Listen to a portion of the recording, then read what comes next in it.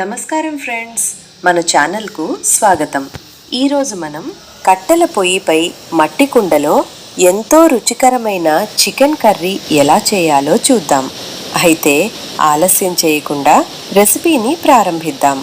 ముందుగా శుభ్రంగా కడిగిన చికెన్లో కారం, పసుపు, తగినంత ఉప్పు, అల్లం, వెల్లుల్లి పేస్ట్, పెరుగు వేసి బాగా కలపండి. ఈ చికెన్ను కనీసం 30 నిమిషాల నుంచి 1 గంట వరకు మ్యారినేట్ చేయండి. ఇలా చేస్తే చికెన్లో మసాలా బాగా పట్టి కర్రీ చాలా రుచిగా ఉంటుంది. ముందుగా రోలులో ఉల్లిపాయ వేసి మెత్తని పేస్ట్లా గ్రైండ్ చేసుకోండి. ఈ ఉల్లిపాయ పేస్ట్ వల్ల కర్రీ చాలా చిక్కగా ప్రత్యేకమైన రుచితో వస్తుంది. ఇప్పుడు కట్టెల పొయ్యిపై మట్టి కుండను పెట్టి నూనె వేడి చేయండి. తర్వాత జీలకర్ర, పచ్చిమిర్చి, కరివేపాకు వేసి మంచి వాసన వచ్చే వరకు వేయించండి. ఆ తర్వాత గ్రైండ్ చేసిన ఉల్లిపాయ పేస్ట్ వేసి నూనె పైకి వచ్చే వరకు బాగా వేయించాలి.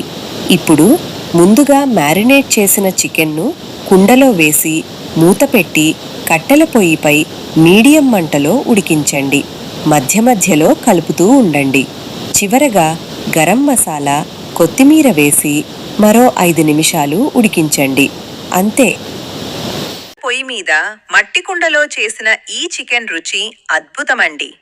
వేడివేడి అన్నంతో గాని జొన్న రొట్టెతో గాని తింటే ఆ రుచి మాటల్లో చెప్పలేం. ఆసక్తికరమైన వీడియోల కోసం మా ఛానల్ని సబ్స్క్రైబ్ చేసుకోండి. వీడియో నచ్చితే లైక్ చేసి మీ అభిప్రాయాన్ని కామెంట్ చేయండి. ధన్యవాదాలు.